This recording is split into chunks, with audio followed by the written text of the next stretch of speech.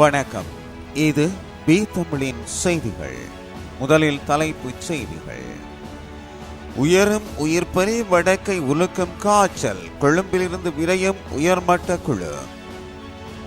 அர்ச்சுனா எம்பியின் நடவடிக்கையால் கடும் கோபத்தில் போலீசார். சபாநாயகருக்கு எதிராக நம்பிக்கையில்லா பிரேரணை, சஜித் தரப்பு எச்சரிக்கை. அரிசி ஆலை உரிமையாளர்களுக்கு ஜனாதிபதி ஆதரவு, ஐக்கிய தேசிய கட்சி குற்றச்சாட்டு. சட்டவிரோதமாக அதிக விலையில் அரிசி விற்பனை, எடுக்கப்பட்ட அதிரடி நடவடிக்கை. அதிரடியாக குறைக்கப்பட்டுள்ள மஹிந்தவின் பாதுகாப்பு. யாழில் பெருமளவு நிதி மோசடி செய்தவர் சிக்கினார். இலங்கையில் மீண்டும் மின் துண்டிப்பு அபாயம். இனி விரிவான செய்திகள். வடக்கு மாகாணத்தில் அடையாளம் காணப்படாத காய்ச்சல் காரணமாக நேற்று மாலை வரையில் 7 பேர் உயிரிழந்துள்ள நிலையில் அதனை கட்டுப்படுத்துவதற்கு எடுக்கப்படும் நடவடிக்கைகளை விரைவுபடுத்துவதற்காக தேவை ஏற்படின் மாவட்டத்தின் ஏனைய சுகாதார மருத்துவ அதிகாரிகள் பிரிவுகளில் இருந்து ஆளணியினரை பெற்று பயன்படுத்துமாறு யாழ்ப்பாணம் பிராந்திய சுகாதார சேவைகள் பணிப்பாளர் மருத்துவ கலாநிதி கேதீஸ்வரனுக்கு வடக்கு மாகாண ஆளுநர் வேதநாயகன் ஆலோசனை வழங்கியுள்ளார்.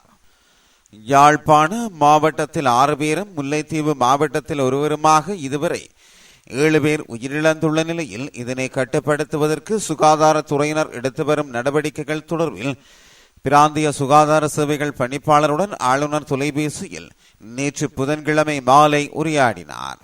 உயிரிழப்புக்கான காரணம் இன்னமும் உறுதிப்படுத்தப்படவில்லை எனவும் மாதிரிகள் கொழும்பு மற்றும் கண்டிக்கு அனுப்பப்பட்டுள்ளன என்றும் குறிப்பிட்ட பிராந்திய சுகாதார சேவைகள் பணிப்பாளர் எலிக்காய்ச்சலாக இருக்கலாம் என சந்தேகிக்கப்படுவதாகவும் தெரிவித்தார்.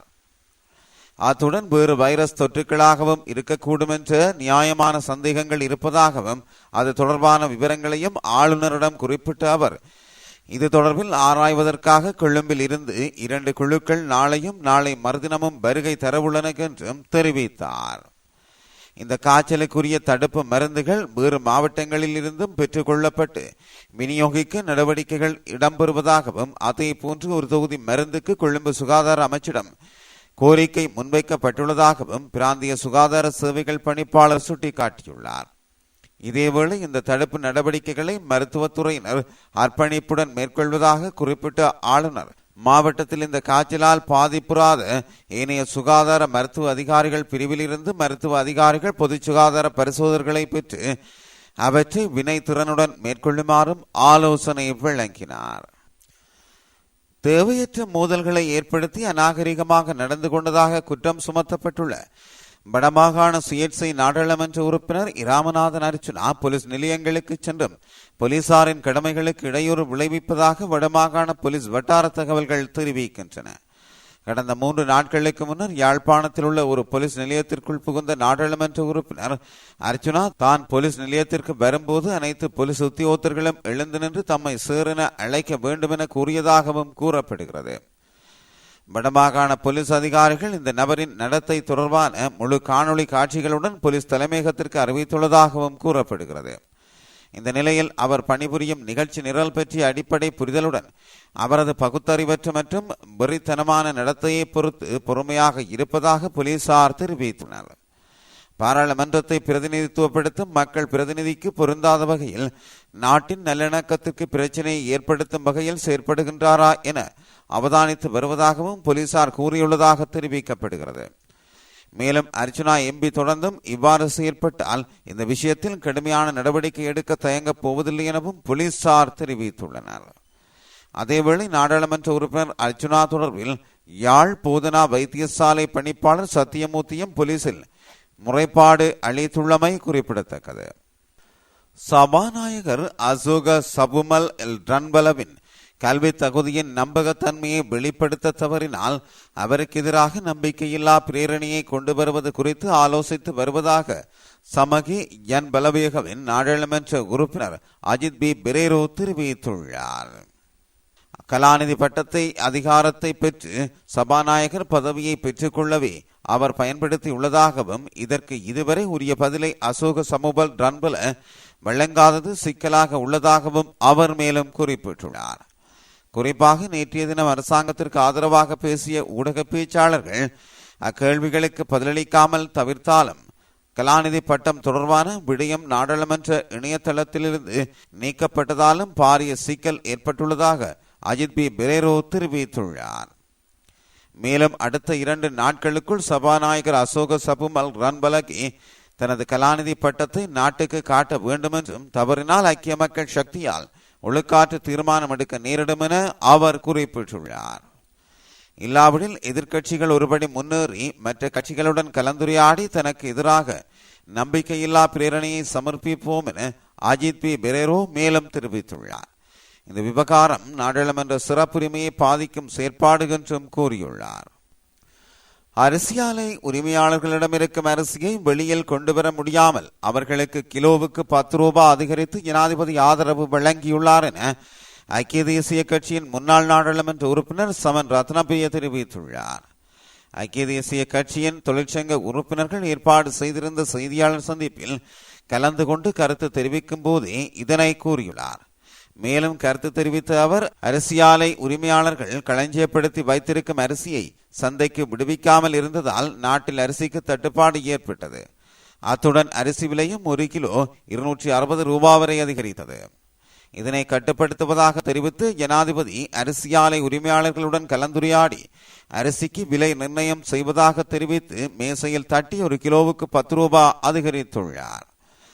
ஜனாதிபதி இதன் மூலம் அரிசியாலை உரிமையாளர்களிடம் இருக்கும் அரிசியை வெளியில் கொண்டுவர முடியாமல் இதனை செய்துள்ளார். அத்துடன் அரிசி இறக்குமதி செய்வதாக இருந்தால் அரசாங்கம் ஒன்று எதற்கு என கேட்ட தேசிய மக்கள் சக்தி தற்போது அரிசி தட்டுப்பாட்டை கட்டுப்படுத்த 70,000 கிலோ அரிசி இந்தியாவிலிருந்து இறக்குமதி செய்ய தீர்மானித்துள்ளது என்றார். நுவரெலியா மாவட்டத்தில் அரசின் கட்டுப்பாட்டு விலையை விட அதிக விலைக்கு விற்பனை செய்த பல வியாபாரிகள் மீது சட்ட நடவடிக்கை எடுக்கப்பட்டுள்ளதாக தெரிவிக்கப்பட்டுள்ளது. குறித்த விடயத்தை நுவரெலியா மாவட்ட நுகர்வோர் கட்டுப்பாட்டு அதிகாரிகள் தெரிவித்துள்ளனர்.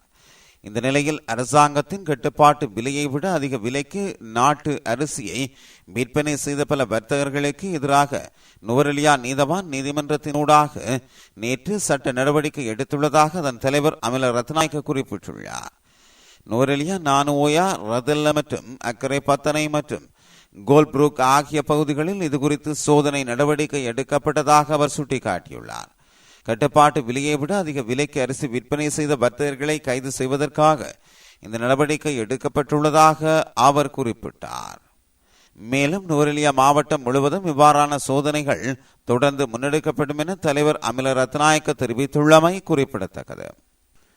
முன்னாள் ஜனாதிபதி மஹிந்த ராஜபக்சவின் பாதுகாப்பை நீக்குவதற்கு தற்போதைய அரசாங்கம் நடவடிக்கை எடுத்துள்ளதாக சட்டத்தரணி மனோஜ் காமகே தெரிவித்துள்ளார். ஸ்ரீலங்கா பொதுஜன பெரமுன விஞ்ஞாபன மையத்தில் நேற்று நடைபெற்ற ஊடகவியலாளர் சந்திப்பில் கலந்து கொண்டு கருத்து தெரிவிக்கும் போது அவர் இதனை தெரிவித்துள்ளார். குறித்த விடயம் தொடர்பில் முன்னாள் ஜனாதிபதி மஹிந்த ராஜபக்சவின் பாதுகாப்பு பிரிவுக்கு மனிதவள பிரதி பரிசோதகர் நேற்று முன்தினம் கடிதம் மூலம் அறிவித்துள்ளதாக சட்டத்தரணி மனோஜ் காமகே குறிப்பிட்டுள்ளார். இதன்படி முன்னாள் ஜனாதிபதியின் பாதுகாப்பு பிரிவிலிருந்து உயர்தர அனுபவம் வாய்ந்த அதிகாரிகள் உட்பட 116 பாதுகாப்பு உத்தியோகத்தர்களை நீக்க நடவடிக்கை எடுக்கப்பட்டுள்ளதாக அவர் கூறியுள்ளார். இதேவேளை பயங்கரவாதத்தை இல்லாதொழிக்க வழிவகுத்த முன்னாள் ஜனாதிபதியின் பாதுகாப்பை குறைக்க அரசாங்கம் நடவடிக்கை எடுப்பது மிகவும் பாரதூரமான நிலை எனவும் அவர் மேலும் தெரிவித்துள்ளார். யாழ்ப்பாணத்தில் தளபாடங்களை தருவதாக கூறி பெருமளவான நிதி மோசடியில் ஈடுபட்ட சந்தேக நபர் ஒருவர் நேற்று கைது செய்யப்பட்டுள்ளார். சந்தேக நபர் 20,32,000 ரூபாய் பெறுமதியான தளபாடங்களை தருவதாக கூறி வவுனியாவில் உள்ள நபர் ஒருவரை ஏமாற்றி பணத்தினை பெற்றுக்கொண்டு விட்டு 1 மாத காலமாக தலைமறைவாக இருந்துள்ளார். இந்த நிலையில் யாழ் மாவட்ட போலீஸ் புலனாய்வு பிரிவினருக்கு கிடைத்த இரகசிய தகவலின் அடிப்படையில் கோண்டாவில் பகுதியில் வைத்து விசேட போலீஸ் குற்றத்தடுப்பு பிரிவினரால் குறித்த சந்தேக நபர் கைது செய்யப்பட்டுள்ளார். கைதான சந்தேக நபர் மேலதிக விசாரணைகளின் பின்னர் அவரை நீதிமன்றத்தில் முற்படுத்துவதற்கான நடவடிக்கைகளை போலீசார் மேற்கொண்டு வருகின்றனர். மீண்டும் 4 முதல் 5 மணி நேரம் மின்சார துண்டிப்பு அபாயம் ஏற்பட்டுள்ளது. அரசாங்கம் மாறினாலும் மின்சார சபைக்குள் மின்சார மாபியா ஒன்று செயற்படுவதாக இலங்கை மின்சார சபை தொழில்நுட்ப பொறியியலாளர்கள் மற்றும் அதிகாரிகள் சங்கத்தின் உபதலைவர் நந்தன உதயகுமார் தெரிவித்துள்ளார். மின்சார சபையில் ஏற்பட்டுள்ள நெருக்கடி நிலை தொடர்பான தகவல்களை முன்வைப்பதற்காக கொழும்பில் நேற்று நடைபெற்ற விசேட செய்தியாளர் மாநாட்டிலேயே அவர் இவ்வாறு தெரிவித்தார். நீர்மின் நிலையங்களுக்கு அருகிலுள்ள நீர்த்தேக்கங்களில் வான் கதவுகள் போடப்பட்டுள்ளதுடன் நாட்டில் நிலக்கரி அதிகமுள்ள இந்த நாட்களில் இலங்கை மின்சார சபை தனியார் மின் உற்பத்தி நிலையங்களில் இருந்து மின்சாரத்தை கொள்வனவு செய்துள்ளது என அவர் குறிப்பிட்டுள்ளார். தனியார் மின் உற்பத்தி நிலையங்களில் இருந்து மின்சாரம் வாங்கும் தந்திர நடவடிக்கைகள் முன்னெடுக்கப்பட்டுள்ளதாகவும் நுரைச்சோலை அனல் மின் நிலையத்தில் ஒரு ஜெனரேட்டர் கூட அதிகபட்ச கொள்ளளவில் இயங்கவில்லை எனவும் மின்சார சபையில் நீண்ட நாட்களாக இயங்கி வரும் மின் மாபியா மீண்டும் தலை தூக்கியுள்ளதாகவும் அவர் தெரிவித்துள்ளார். மின் கட்டண உயர்வுக்கு இந்த மின்சார மாபியா பெரும் பிரச்சனையாக மாறியுள்ளதாகவும் நீர் மின்சாரம் மற்றும் நிலக்கரியை பயன்படுத்தி மின்சாரம் தயாரிக்கும் திறனுள்ள நிலையில் தனியாரிடம் மின்சாரம் வாங்குவது பெரும் விரயம் எனவும் நந்தன உதயகுமார குறிப்பிட்டார். அவ்வாறு மின்சார சபை அதிகாரிகள் தொடர்ந்தும் செய்தால் அடுத்த வருடம் பிப்ரவரி மார்ச் மாதங்களில் வறண்ட கால நிலையில் மின்சாரத்தை கொள்வனவு செய்ய சபையிடம் பணம் இருக்காது. அவ்வாறு ஏற்பட்டால் மீண்டும் 4 முதல் 5 மணி நேரம் மின்சாரத்தை துண்டிக்க நேரிடலாம் எனவும் அவர் மேலும் இவ்வூடக சந்திப்பில் தெரிவித்துள்ளார். இது பி தமிழின் செய்திகள். மீண்டும் நாளை சந்திப்போம்.